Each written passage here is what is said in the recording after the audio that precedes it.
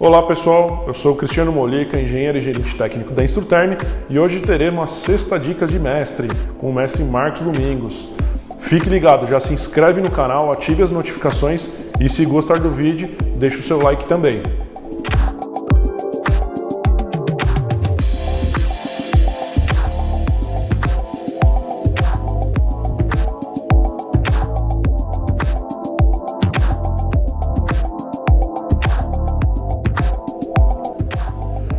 O tema de hoje é a origem dos índices de avaliação do calor.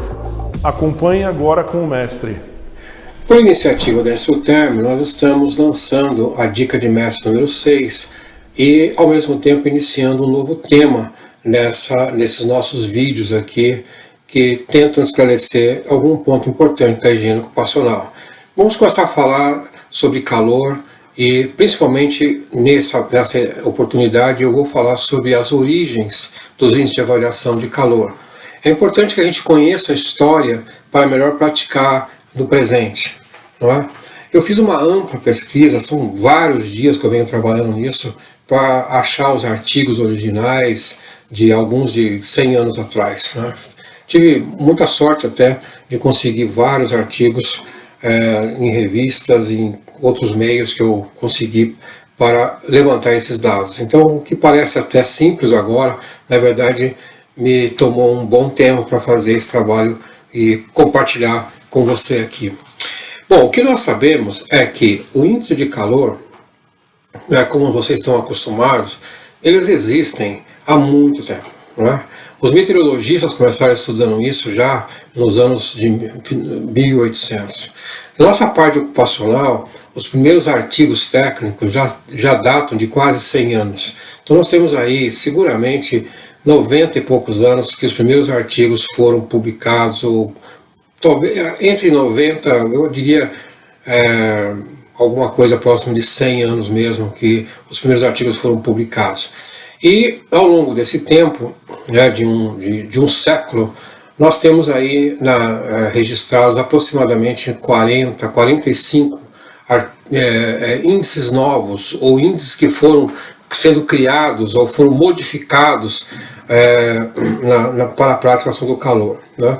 Mas na verdade o que se sustenta e que tem já por um bom tempo isso é o IBOTG, que nós temos na nossa NR15, na NHO, e também a temperatura efetiva, e um outro índice que também é popular, que é o índice de Fugger, mas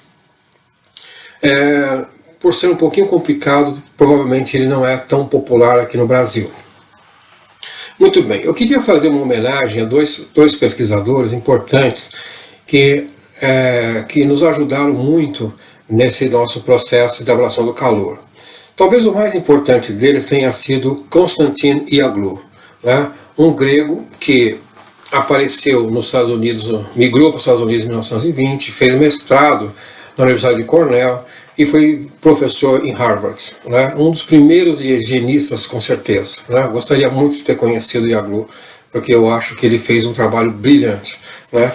Junto com ele nós temos um capitão da Marinha Americana chamado Minard, que aparece mais nos anos 50, médico, um fisiologista, não é? E juntos eles aplicaram a técnica da temperatura efetiva e que por vez depois surgiu junto com o IBOTG em 1954 em corporações militares.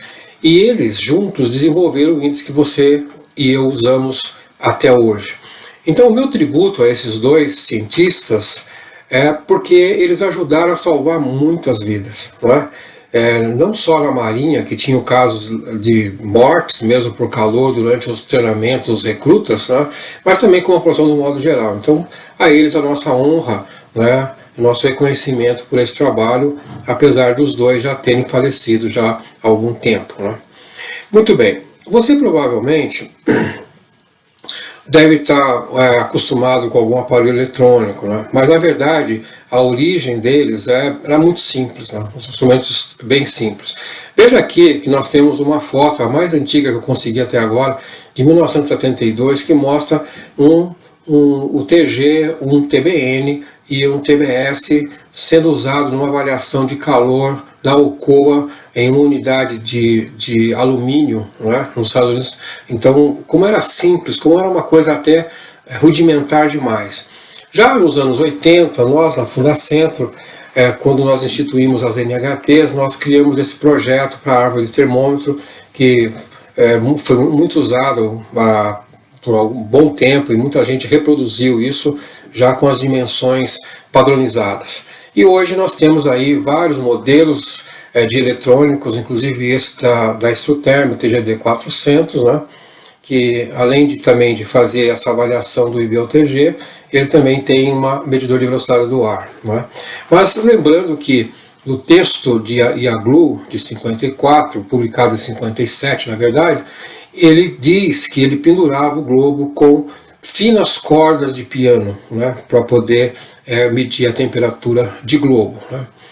A temperatura de globo, na verdade, ela é muito importante porque ela foi desenvolvida também há mais de 100 anos, já em 1804, alguns já começaram a pesquisar sobre esse assunto, porque eles tinham como medir a radiação solar na época, há longo tempo atrás, né? E foram fazendo vários estudos, e com globos pretos, globos prateados, alguns com água. Depois até que eles perceberam que o melhor resultado era com a esfera oca mesmo, como nós estamos acostumados. Fizeram de vários tamanhos, mas aí o crédito é dado para Vernon, né? Vernon, então, é o que desenvolveu e conseguiu equacionar melhor a resposta da radiação através de um globo preto, pintado de preto, né? Isso foi em 1930, e talvez em 1932, por aí. 34 também. Tá? E aí outros pesquisadores, a partir daí, começaram a utilizar o TG que nós temos até na nossa avaliação normal hoje, né? Isso aqui. Muito bem, o que é importante ter aqui na avaliação do TG é que o que nós estamos medindo, na verdade, é o efeito da radiação que incide sobre a esfera. Não é? E quando ele entra em equilíbrio, que é a hora que a gente vai registrar o valor do TG, é porque o fluxo de radiação está equilibrado com a convecção. Então, o que na equação é dada como HR igual a HC. Ou seja, esse fluxo térmico de radiação, ele se equipara à convecção interna, e aí o termômetro estabiliza. Essa que é a ideia conceitual. Então, isso é uma coisa já de muito tempo. Então, nós temos aqui outras pesquisas que você pode notar comigo. Por exemplo, em 1905, né, esse pesquisador chamado Hardner usou a temperatura de bulbo úmido em seus estudos, que era uma outra coisa que ele desenvolvia quando a pessoa estava exposta a que tinha umidade, tinha velocidade do ar. Ele começou a testar um termômetro envolvido num pavio úmido, e aí começou esse estudo. Em 1923, né, aí aparece o nosso IAGLU, junto com esse outro pesquisador, Houghton, e eles desenvolveram a temperatura efetiva que está hoje na nossa NR17 para conforto. Então veja, a temperatura efetiva que você está na NR17, ela é um índice, um método, uma técnica que foi desenvolvida em 1923, pensando em conforto e também aplicada para trabalhador. Então ela tinha uma dupla função nesse caso. Em 1947 e 1950, o IAGLU ele começou a utilizar a temperatura efetiva para determinar tempos seguros de exposição ao calor. Então já não era mais uma questão de conforto, era também uma questão de risco para a saúde. E aí o IAGLU percebeu que para que um tempo fosse considerado seguro de exposição ao calor, né, ele teria que ser um tempo médio para elevar, inclusive, o batimento cardíaco. Então, eles faziam um acompanhamento fisiológico do trabalhador. Então, quando nós estamos assentados ou tranquilos, nosso batimento cardíaco vai variar entre 70 e 80 batimentos por minuto. E isso poderia subir para 125, então é a hora que ele começava a acender um sinal amarelo. E também a temperatura do corpo, que é normalmente entre 36,5 por aí, ela poderia chegar a 38,3, aí também acendia um outro sinal. Então ele começou a medir esse tempo que levava para acontecerem esses dois fenômenos do batimento cardíaco e também da temperatura do núcleo do corpo, não é? E aí ele coloca que os sintomas sobre carga térmica em pessoas saudáveis aparecem quando a pulsação cardíaca supera 130 batimentos por cardíaco e 38,3 graus Celsius. Então aí ele chegou nesse patamar, nesse nível, e ele disse, a partir de agora, para uma pessoa que tem uma saúde regular, uma pessoa que não tem outros problemas congênitos de doença ou qualquer outra coisa, então aí ele estabeleceu que aí aparecia um risco. Então, esse foi aí o limite que ele determinou, isso já nos anos 50, né? Começo dos anos 50. Veja como é que era importante esse estudo que ele fez. Muito bem, outra coisa interessante que determina o IBOTG é quando você vê a história publicada depois de 1957, em que esse índice que nós temos aqui do IBOTG, ele foi aplicado pela primeira vez na Marinha Americana, em 3 campos de treinamento. Um em Quantico, que é próximo da capital americana, no estado da Virgínia, um outro em North Carolina, Camp Lejeune, se é essa a pronúncia correta, e também num outro lugar no sul da Carolina, na Carolina do Sul, chamado Paris Island, que parece ser o lugar mais quente, até porque está mais ao sul mesmo, já mais próximo da Flórida. Então lá tinham treinamentos na época dos recrutas americanos, centenas deles que iam lá e ficavam meses sendo treinados em duro exercícios, como é típico dos militares. Outros pesquisadores registraram que nesse período ocorreram várias mortes mesmo.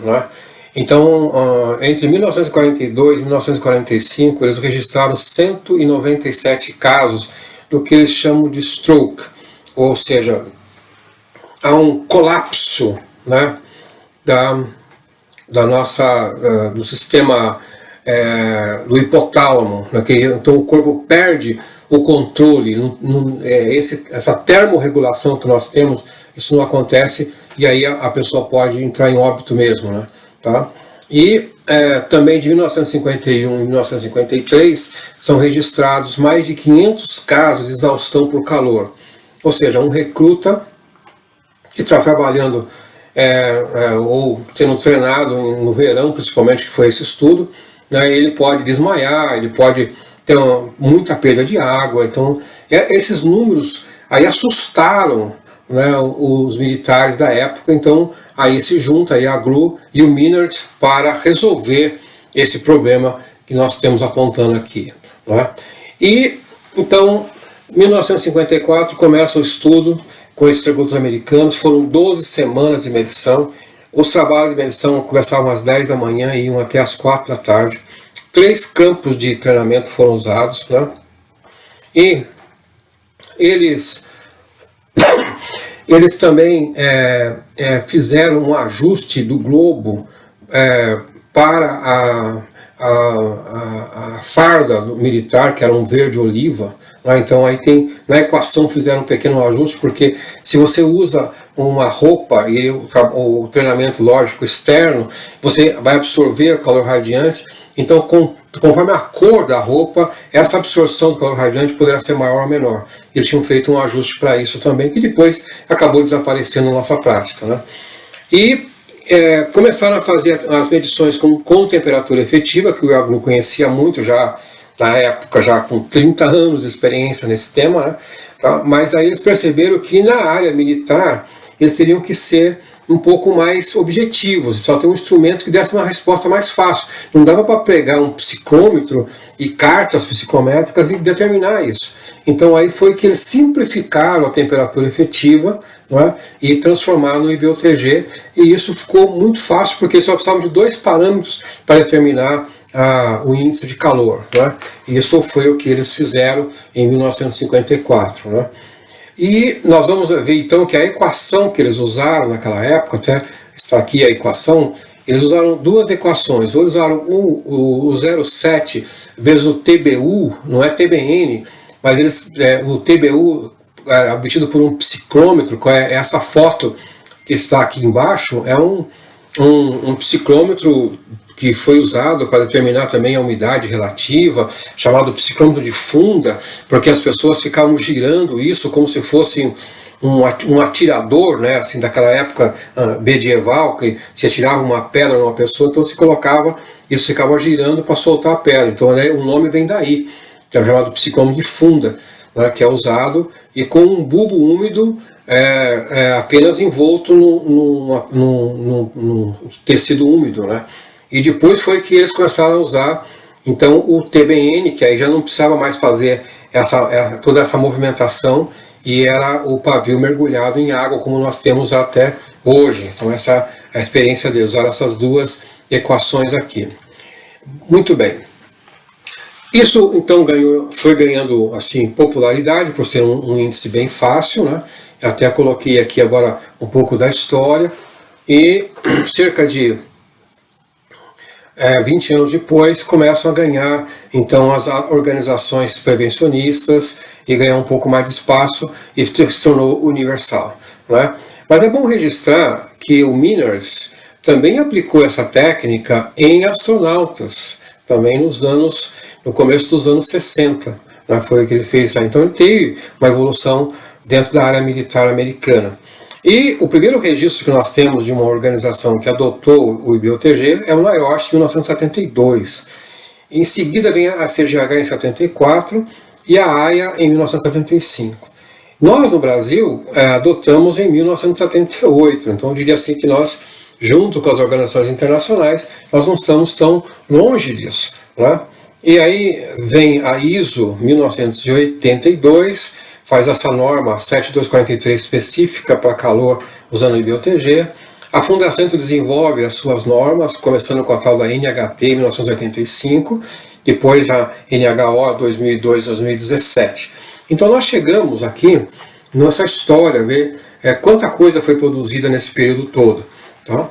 E fica aqui nessa primeira edição de calor que eu estou produzindo, nesse primeiro vídeo, algumas perguntas para a gente poder tentar responder um pouquinho para frente, ou outra coisa no próximo vídeo, né?